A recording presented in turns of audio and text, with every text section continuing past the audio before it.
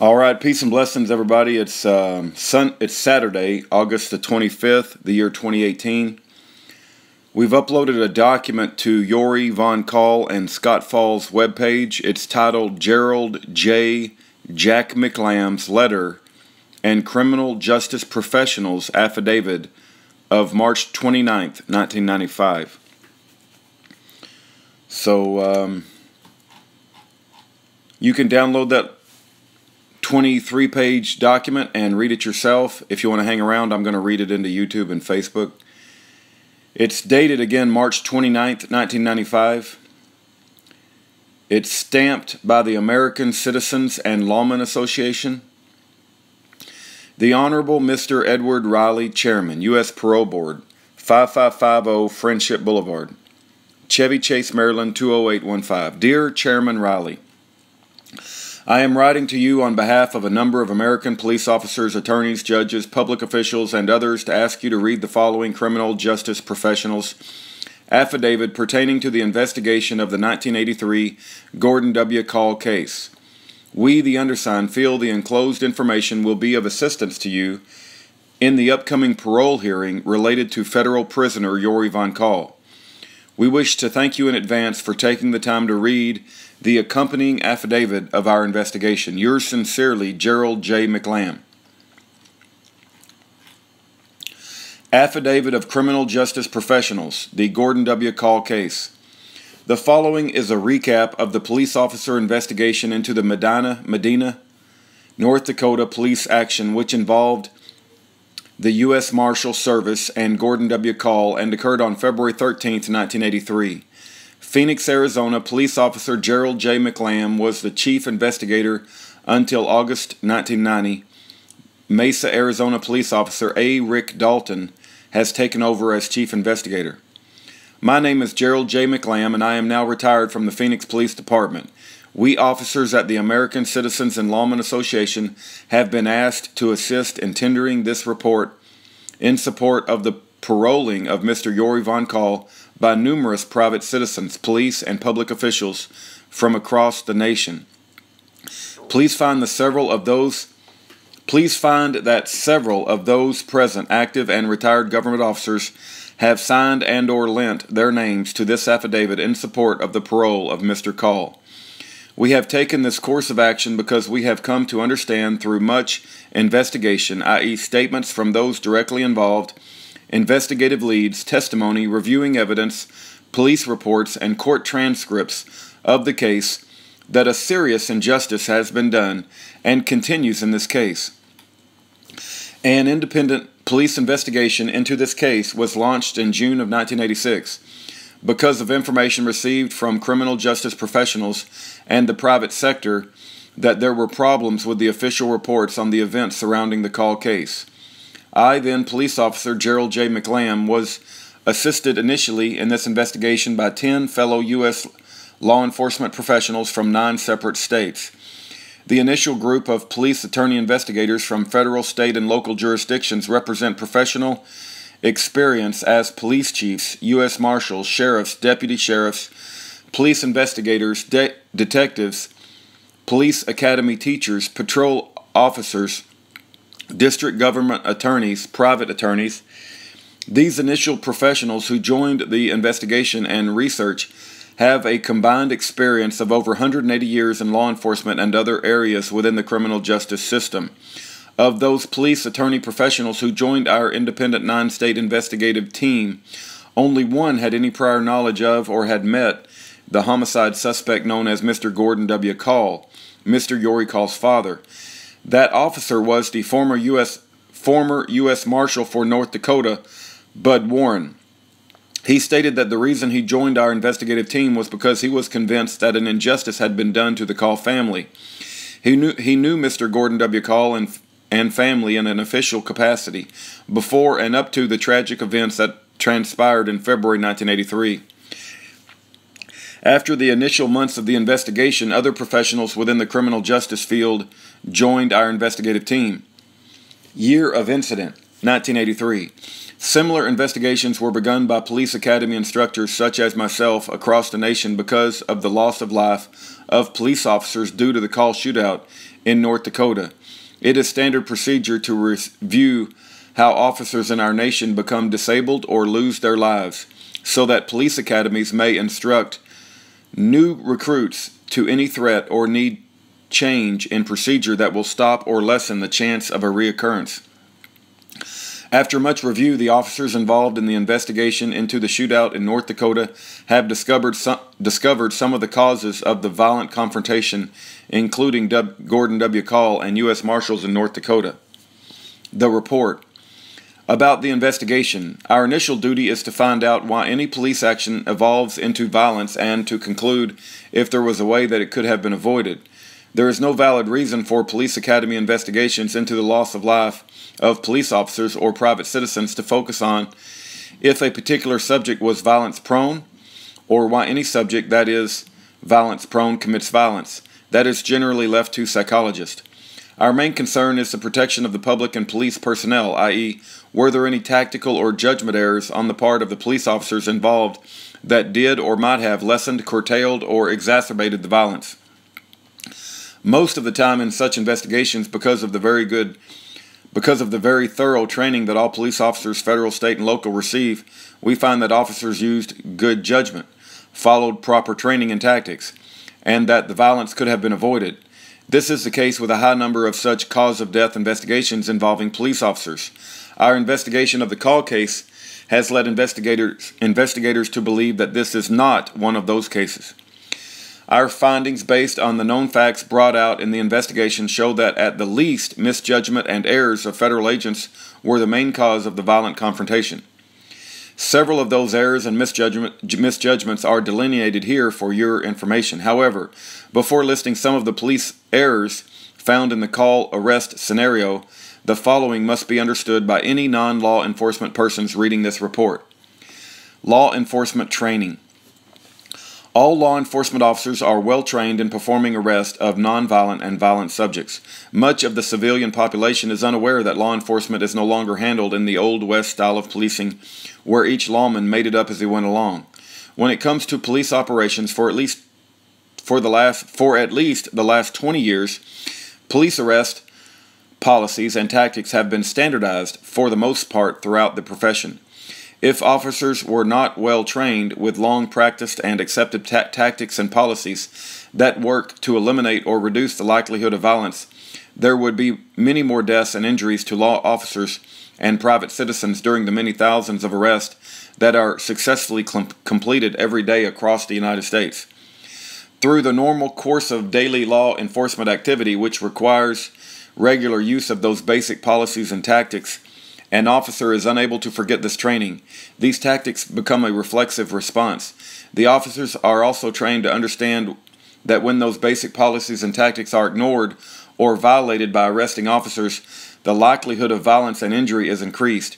Most importantly, it should be understood that in cases where it is obvious after investigation that officers did not follow basic policies or tactics of arrest, it is logical to conclude that the investigation will show that the explanations or reasons for these breaches of policies and tactics will be something other than improper training or forgetfulness. Investigative findings. Investigation has determined the following in regards to the police action plan and implementation of said plan involving the North Dakota incident of February 13, 1983. Number 1. Federal officers violated orders from Washington headquarters. Per facts and documents brought out in testimony at trial and per North Dakota Assistant U.S. Marshal Bud Warren's testimony, a 1981 teletype from Washington, D.C. U.S. Marshal's headquarters enforcement branch instructed that the misdemeanor warrant for Gordon W. Call is to be put away and not served on subject Gordon W. Call. See trial testimony of U.S. Marshal Bud Warren.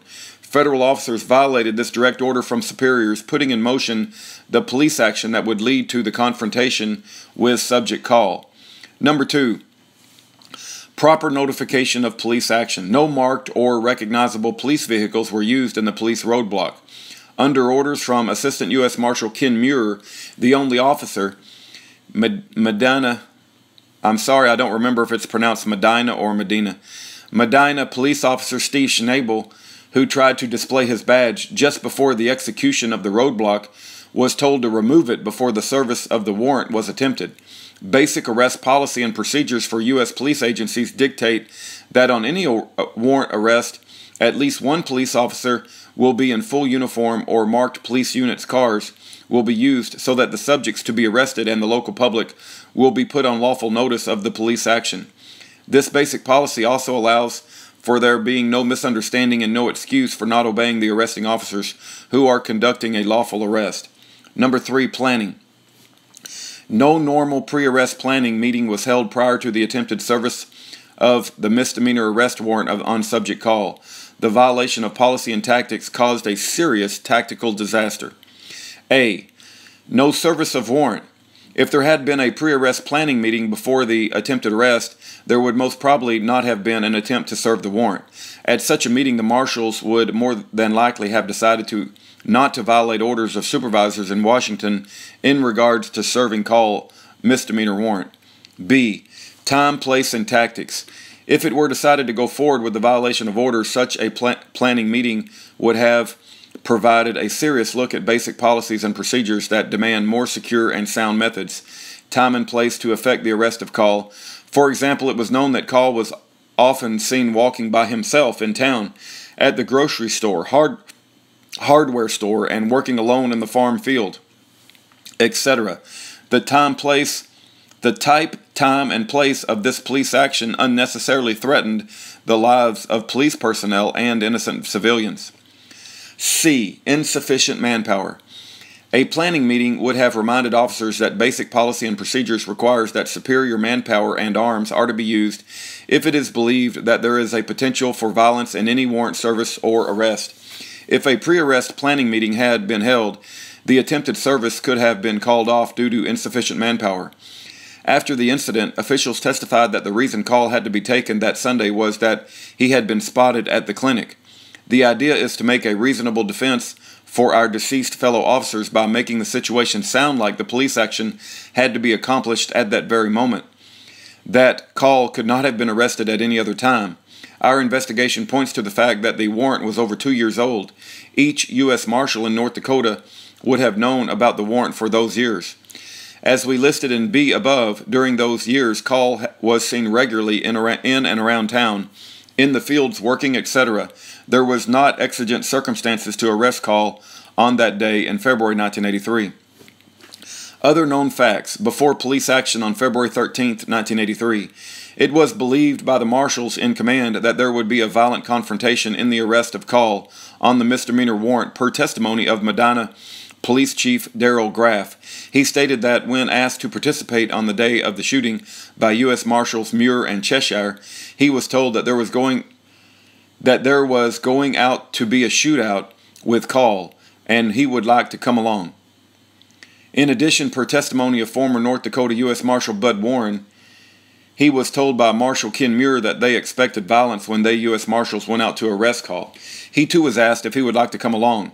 Both of these law enforcement professionals refused to go along on the confrontation and stated that they warned Ken Muir and Cheshire not to attempt to serve the misdemeanor warrant at that time or in that manner. In addition, U.S. Marshal Bud Warren reminded Marshal Muir that orders from Washington headquarters were to not serve the misdemeanor warrant on Call. Both lawmen, U.S. Marshal Warren and Police Chief Darrell Graff, after the shootout stated that the reason they did not go along was because they knew the marshals not only expected but inferred in their words and attitudes that they intended to push for a violent confrontation with Call. The testimony of these two lawmen, Warren and Graff, as to why the marshals wanted a violent confrontation with Call was that U.S. Marshal Muir and others considered Call a big mouth and disagreed with Call's outspoken political views, which were contrary not only to their own political beliefs, but also to those of the current political and judicial leadership in North Dakota and the then current federal government administration. The same feelings were also expressed to members of our investigative team by the two police officials. As to the insufficient manpower, before the federal officers initiated the felony stop, they were made aware by Sheriff Deputy Bradley Capp that there would be 6 private citizens in the group which they intended to stop at the roadblock. The federal officers decided to effect the stop with only 6 law officers. This is a violation of accepted arrest policies and tactics. If the officers had followed well-defined and long-practiced arrest policies and tactics, they would have called off the attempted arrest of Call until superior manpower could be mustered. D. Identification of Call. According to basic training and tactics, at any pre-arrest planning meeting, each member of the police action team would have been provided with a picture ID of Call. Photo was on file with federal government.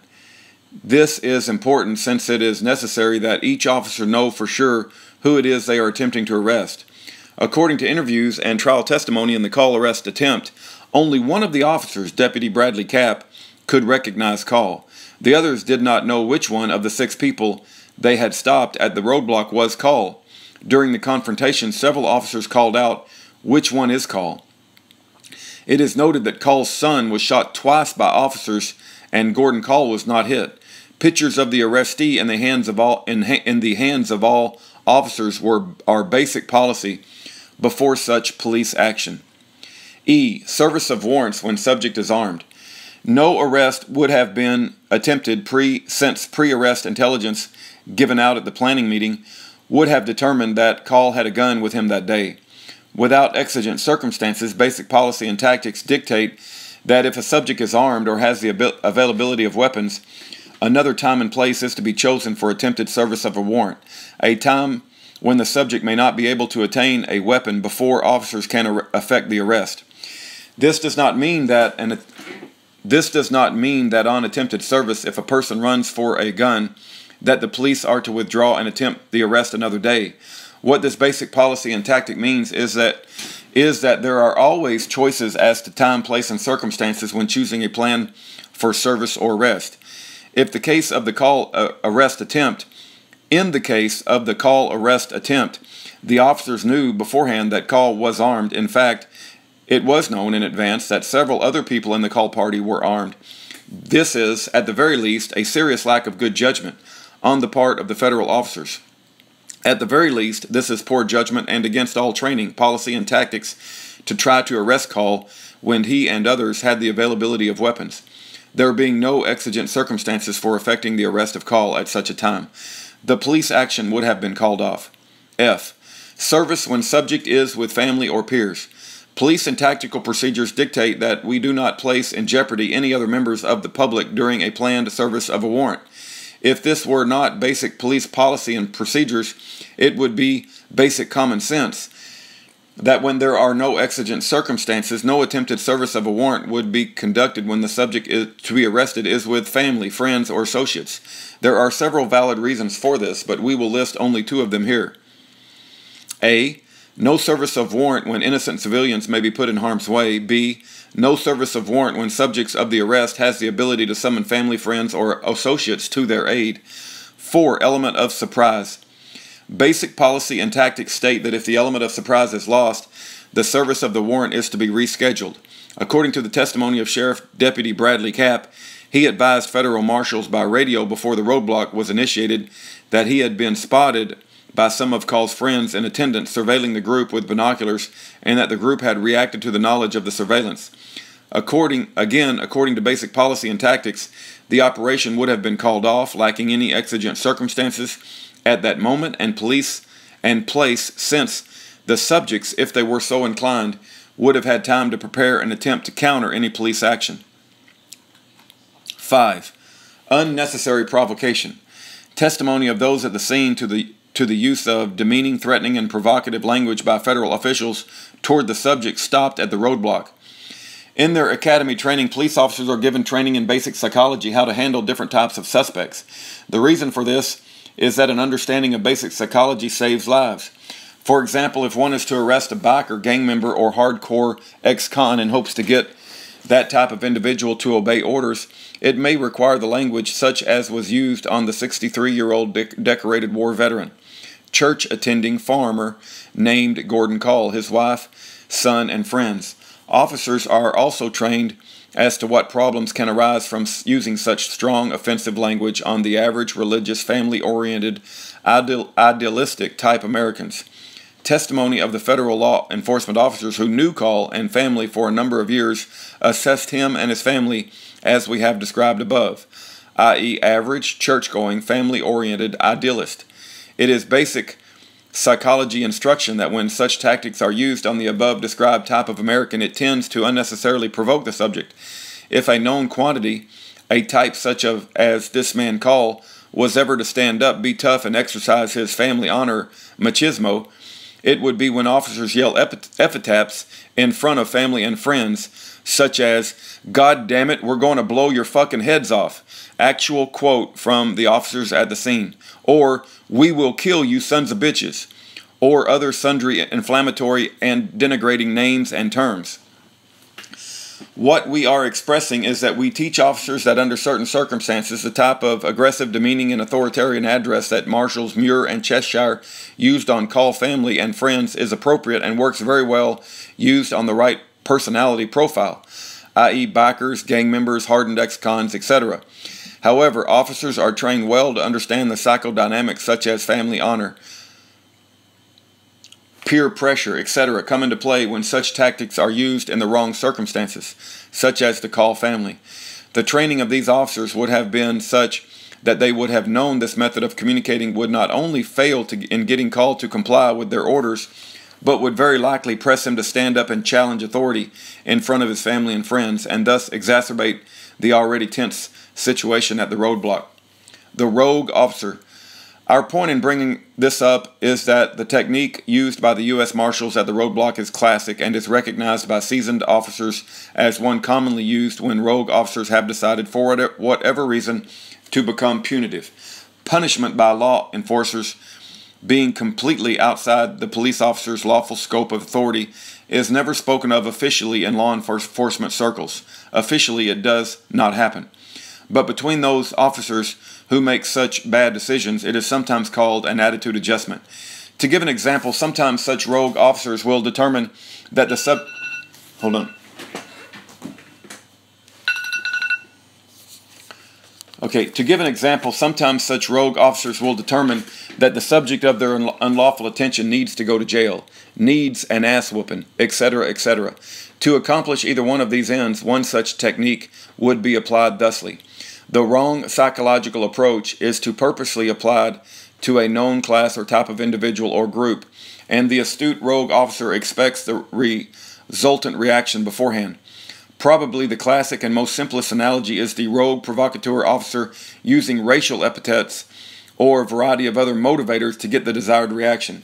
In other words, it is a technique that exceptionally bad officers use when they wish to provoke a confrontation that results in the confronted subject recoiling in the reaction the officers hope for that allows them to take a certain desired action, i.e.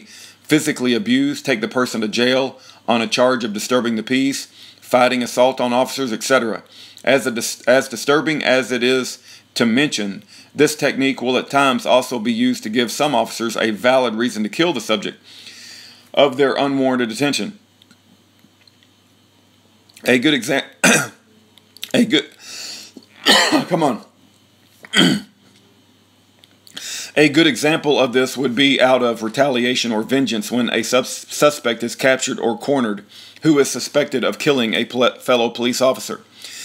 This police officer investigative team, with over a combined 180 years of police experience at the federal, state, and local levels, believes that the command officers at the roadblock understood that they're using the improper psychological authoritative approach on a known quantity, such as subject Gordon W. Call, might result in a violent reaction. Controlled police power. What is largely unknown to the civilian population is that the application of police power is a known, long understood, and practiced science, seldom accomplished by happenstance. To make this point, one will take notice that all of the herein listed misapplied or ignored police policies, procedures, and tactics are based on psychology and common sense and have been used successfully for decades nationwide to effect safe police operations. As we have stated before, they are basic training in virtually every police academy across the nation. Case summation. It is always difficult for police investigators to find and/or admit fault on the part of themselves or their peers. It is especially difficult to find it necessary to lay fault at the feet of fallen fellow officers. However, we understand that critique of successful and unsuccessful police operations is vital to the future welfare of both the law enforcement officer and the private citizen. After much consideration and study of the documented facts surrounding the Medina, North Dakota police action involving the Call family, the following facts are known. It is the conclusions of these criminal justice police officer investigators that the loss of life and injuries to all parties were caused in the main by police officer error in the judgment and/or misconduct. Certainly, if not for the violations, the confrontations of February 13, 1983 would not have occurred. That according to decisions made in Washington, D.C. headquarters of the U.S. Marshal's Office, the call warrant had been set aside, and the North Dakota Assistant U.S. Marshals Bud Warren and Kenneth Muir had been advised that the warrant was not to be served. That Marshal Kenneth Muir acted in violation of orders of superiors when he made the decision to attempt to serve the call warrant. It is further concluded that, aside from the violation of orders from superiors, had the U.S. Marshals used proper basic arrest policies and tactics, the arrest of Call most probably could have been carried out without a violent confrontation. The most critical examination of this police action caused investigators to conclude the following, since all the participating federal officers were known to be experienced, well-trained, and practiced in basic policies and tactics of arrest, and chose to knowingly violate such policies or fail to apply them. It is probable that said officers had motives other than the peaceful arrest of the subject known as Gordon W. Call on February 13, 1983. Political case.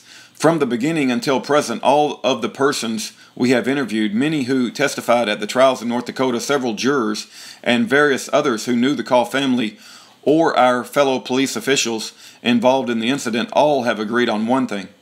This was and still is a politically sensitive case.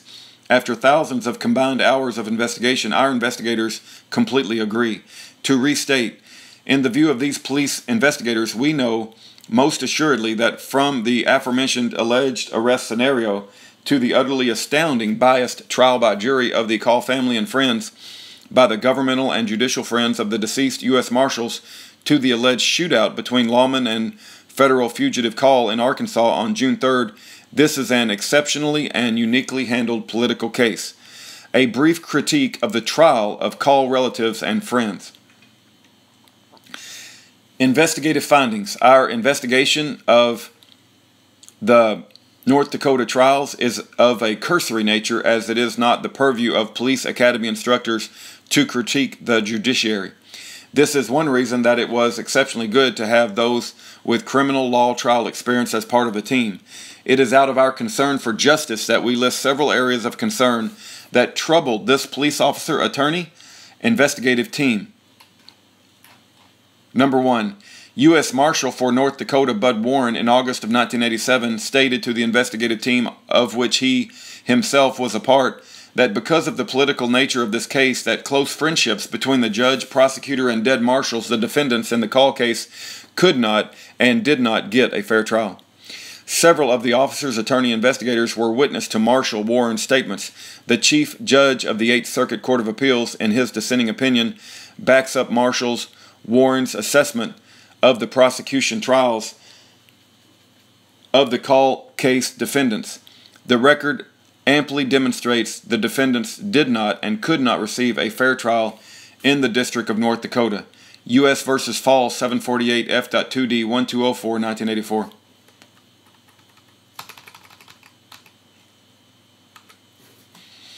Judge Benson and the deceased marshals Muir and Cheshire were good friends and were brother members of the same local fraternity. It is a matter of record that Judge Benson was the person most responsible for getting Marshal Ken Muir the job as United States Marshal of North Dakota. He had personally requested that Muir be given the position. It is also a matter of record that Judge Benson, Marshal Muir, and Cheshire were members of the same local fraternity. The U.S. Attorney, Prosecutor Lynn Crooks, and the two slain marshals were good friends and members of the same local fraternity. Mr. August Pankow, Jr., juror, was a longtime personal childhood friend of Prosecutor Crooks. This was not brought out during voir dire of the jury during or after the trial and was not made a matter of the court record. This is only a small part of the irregular and unfair judicial history in regards to this case that continued to perplex these police investigators. Few of us in all of our years of police service have encountered such abuses by government and judicial officials of the criminal justice system as we have in this case. Due to these and other known facts, it is the conclusion of this police officer's investigative team that the defendants in the Call case did not and could not have received a fair trial. Call case motion picture documentary. Our police officer investigative team was responsible for technical and other assistance in the development of the documentary full-length motion picture of the Gordon Call case entitled Death and Taxes, released in August of 1994. This film is a valuable reference laying out many of the facts and actual statements of government agents, prosecutors, and witnesses who were involved in this tragic political case. We suggest that all who wish to have for themselves a fair and well-rounded assessment of this case come to know those who were a witting or unwitting part of it should write and acquire a copy of this motion picture. Mr. Edward Riley, it is those who added their names to this document desire that Mr. Yory Call be given consideration for parole in 1995. Your experience in the criminal justice system, like ours, grants you the knowledge that individuals who have been convicted of murder are incarcerated less than 10 years. The national average, according to FBI Crime Report of 1993, is 3 years. It is our combined professional opinions due to our investigative findings that Mr. Yory Call is not guilty of the crimes he was incarcerated for. However, regardless of guilt, after serving over 12 years on his sentence, we ask that you find in favor of his parole. Mr. Riley, it is our hope that we have been of some assistance to you by issuing this affidavit of some of the facts from our lengthy investigation into the most unusual Gordon Call case. We would also like to affirm that none of the law officers involved in this investigation, with the exception of U.S. Marshal Bud Warren, knew any member of the Call family or the other persons involved in this case at the time the incidents occurred. We were, of course, not entirely unbiased in our investigation, since we, as present and past members of the criminal justice system ourselves, truly desired, if at all possible, to find no fault and in favor of our deceased fellow officers. It is unfortunate that this was not the case. It is the desire of our investigative team that you understand that you can call on us to assist you in any further investigation into this case. Our team of criminal investigators stands ready to testify to the facts considered in reaching and the conclusions herein stated. If we may be of further assistance, please contact the American Citizens and Lawmen Association addresses and phone numbers given. Signed by Police Officer Gerald Jack McLamb's, retired, Police Officer A. Rick Dalton, Senator Wayne Stump, Judge Kenneth C. Chatwin,